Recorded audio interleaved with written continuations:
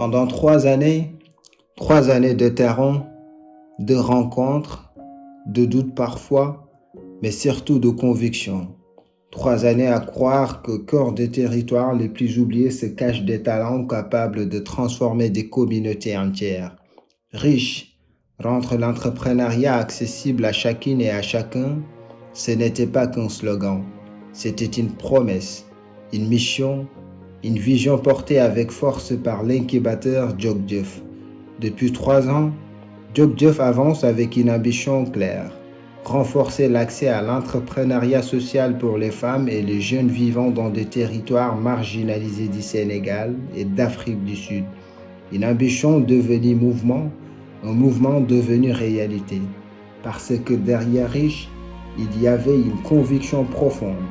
Le talent n'est pas réservé aux grandes villes, l'innovation n'a pas de frontières et le potentiel des jeunes et des femmes ne doit jamais être limité par leur lieu de naissance.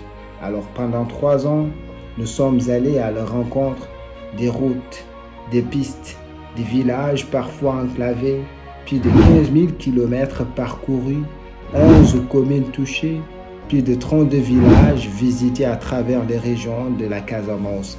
Mais ces missions n'étaient pas de simples déplacements.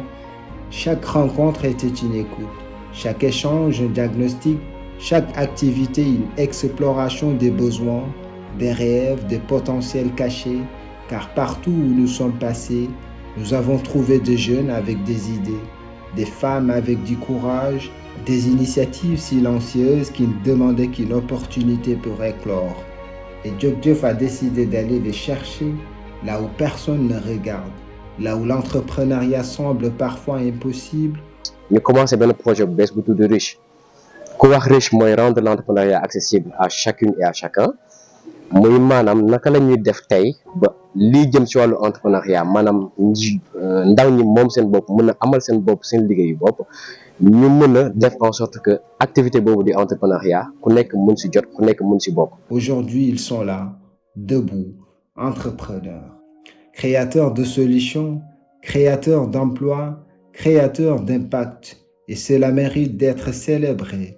Riche, c'était aussi une manière différente d'accompagner une approche humaine, vivante, participative. Grâce à la collaboration avec l'ONG Play International, nous avons développé une méthodologie inspirée de la pédagogie, apprendre par le jeu pour mieux transmettre, mieux comprendre, mieux transformer. Des outils pédagogiques innovants, des ateliers interactifs, des expériences collectives, parce qu'on peut apprendre l'entrepreneuriat autrement. On peut transmettre le leadership autrement.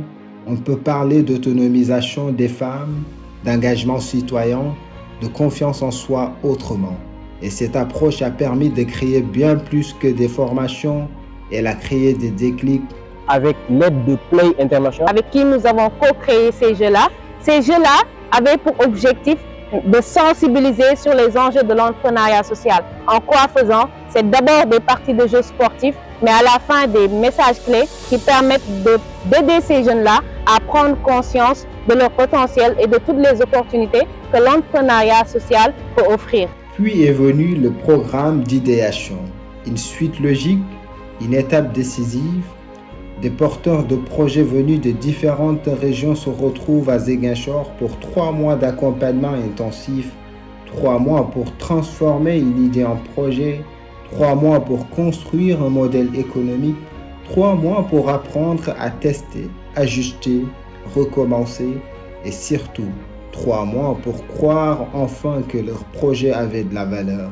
Chaque entrepreneur bénéficiait également d'une première bourse non remboursable pour créer son prototype, le premier pas vers le concret, le premier pas vers l'action et ensuite le programme phare, l'incubation.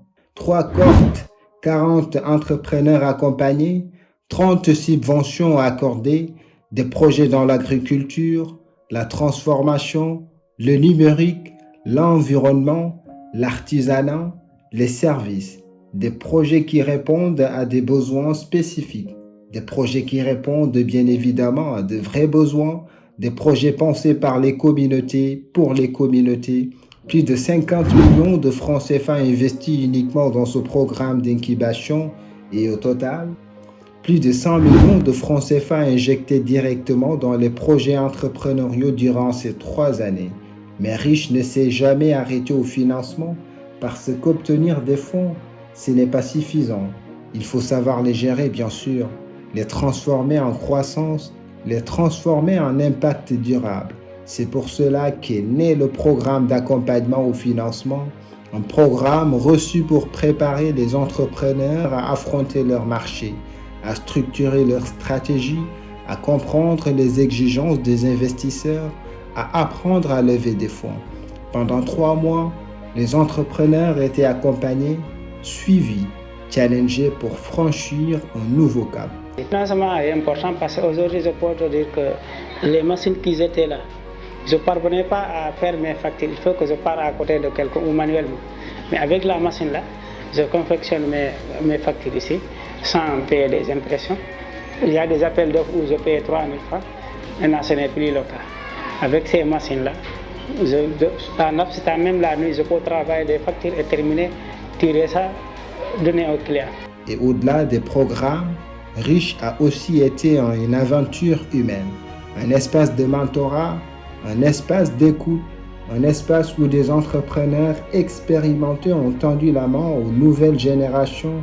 Riche, c'est des chiffres, oui bien sûr des chiffres, mais derrière les chiffres, il y a des visages, des femmes qui ont osé entreprendre, des jeunes qui ont retrouvé confiance, des familles impactées, des communautés renforcées, mais aussi une équipe dévouée à la tâche. 3 années plus tard, une chose est certaine. Riche n'a pas seulement accompagné des projets, Riche a révélé des potentiels, Riche a ouvert des chemins, Riche a créé des possibles et l'aventure se poursuit, mais d'une autre façon avec le projet Yito, déjà en cours.